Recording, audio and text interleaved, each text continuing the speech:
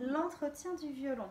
Ce qui est idéal de faire entre chaque pratique, c'est d'avoir un petit chiffon en microfibre, donc le genre qu'on peut utiliser pour les chaussures ou alors pour les vitres ou la voiture. Donc c'est un chiffon très doux qui donc raye pas mais qui laisse pas de traces non plus.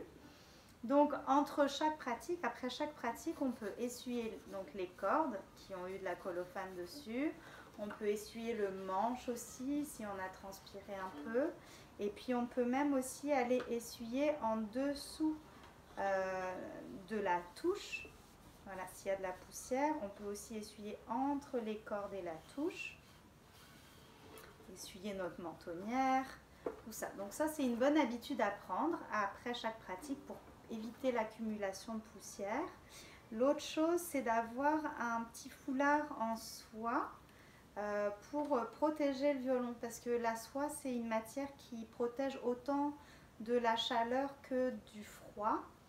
Donc comme le bois, c'est quand même fragile au changement de température, c'est pas mal si vous avez, bon le mien il est assez grand, mais bon vous pouvez en avoir des plus petits, puis il y en a même qui se vendent aussi chez les luthiers, donc qui sont vraiment de la forme du violon, qui sont encore plus pratiques. Donc ça c'est vraiment bien d'avoir ça, puis vous pouvez le garder toute votre vie de violoniste, donc c'est pas mal. Ensuite, la dernière chose qui est pas mal d'avoir, surtout en hiver, parce que quand il fait très sec, c'est très mauvais pour le violon. Donc évidemment, évitez de placer votre violon ou votre boîte de violon près d'une source de chaleur, comme près des calorifères, c'est super mauvais.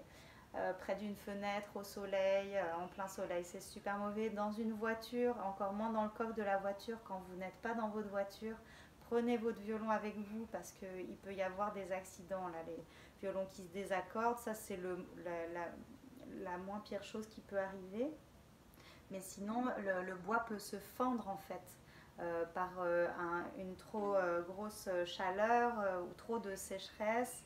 Enfin bref, donc pour éviter ça, on ne le met jamais en voiture ou devant les calorifères ou en plein soleil. Ça, c'est les petites boîtes dans lesquelles on met les pilules. Vous pouvez faire des trous soit dans le couvercle, ou si vous y arrivez sur la paroi de la boîte. Et en fait, j'ai mis un petit bout d'éponge que j'humidifie. Donc je ne veux pas qu'il soit trempé parce qu'on ne veut pas que l'eau s'égoutte dans la boîte. Mais vous humidifiez l'éponge, vous la mettez là-dedans. Et puis vous mettez dans la boîte, là au niveau des chevilles du violon. Et ça va toujours garder un petit peu d'humidité dans la boîte. Ça va aider le violon à rester en bon état le plus longtemps possible.